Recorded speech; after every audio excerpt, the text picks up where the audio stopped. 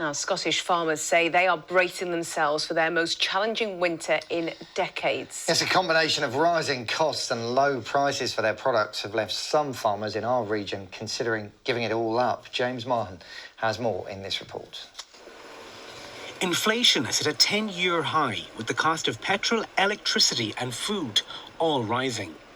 Farmers are feeling the pinch, but also have to pay higher vet bills and animal feed costs, which some tell me have doubled in price during the COVID crisis. We could not be here farming if it wasn't for the fact we had another income. And our son and daughter-in-law both have full-time jobs. Jo is grateful she can keep going for now, but knows other farmers have tough decisions to make. The thing about farming is that it's in you. It's part of you. And so people will do everything to hold the thing together. But it's not easy. The price of milk has risen in Scotland, but this winter dairy farmers here say they are coping with a growing number of other issues after heavy storms and flooding. Parts for machines, tractors, vans, a lot of spare parts are hard to get a hold of, just because we've realised that we don't make anything in this country now. Everything's imported. That's sort of coming home to roost. Added to this, shortages of timber and steel have stopped some farmers from mending or building more sheds to keep their animals safe and warm.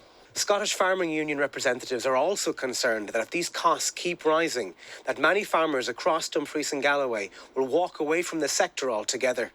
You know, it's really, we've just had such a shock, but the fertiliser has just shocked everybody because it's just been probably maybe a resource we've always took for granted. But, you know, to see a product go from £200 a tonne to £650 a tonne in a matter of 4 months. The Scottish Government say they are trying to help.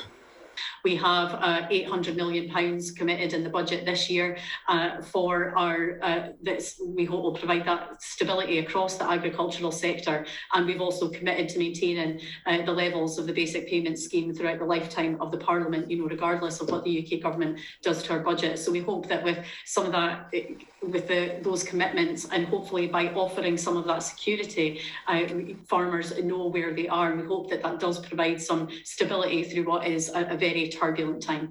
For farmers weighing up what to do this winter period, it's simply a numbers game. You're turning over, dealing with bigger sums of money all the time. More money in and more money out, but not necessarily any more money left behind. Many Scottish farmers are saying they're unable to recruit staff this Christmas period and are worried they will not have any labourers at all in 2022. James Mahon, ITV News, New Abbey.